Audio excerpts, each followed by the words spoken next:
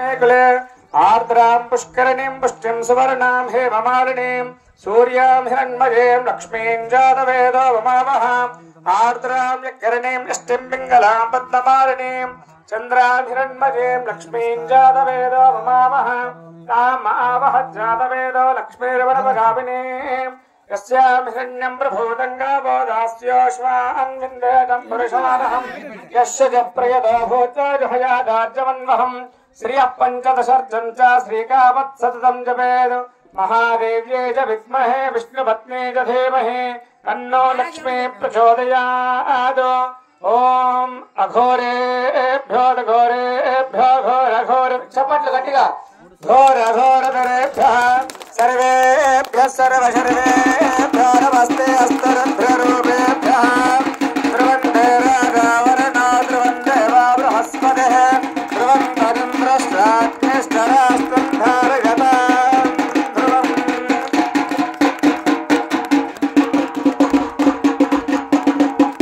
जगदम्बा माता की जय, भवानी माता की जय, सेवालाल महाराज की, राम राव महाराज की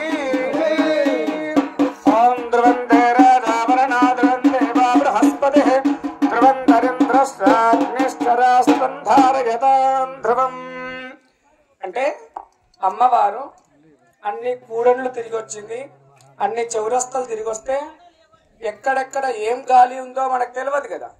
ఊర్లో కూడా ఎలాంటి గాలి ఉందో తెలియదు, ఎందుకంటే మంచి చెడు రెండు ఉంటాయి ఊర్లో, అవునా. అమ్మవారికి ఇంకా పూర్తి శక్తి రాలేదు, అసలు కేవలం శిల్పము తీసుకొచ్చామంతే. శక్తి పూర్తిగా రావాలి అంటే అమ్మవారికి నానా రకాల అధివాసాలు చేయాలి, చాలా రకాల పూజలు చేస్తేనే నిండైన ప్రాణం వస్తుంది. కానీ కేవలం ఇప్పుడు అమ్మవారు పసిపాప, చిన్న పాప. అమ్మ ఊరంతా తిరిగి అన్ని ఇండ్లు చూసి వచ్చింది, ఎవరు ఎలా ఉన్నారు ఎవరు ఎట్లున్నారు అని చూసేసి వస్తున్నారు. కానీ ఇంటికి వచ్చిన తర్వాత కాళ్ళు కడుక్కొని ఆ దుమ్ము ధూళి అంతా తొలగించుకొని లోపల అడుగు పెడతారు కదా. ఇప్పుడు అమ్మవారికి ఆ దిష్టి తీసేసి లోపలికి తీసుకొస్తామన్నారు కదా. అంతటి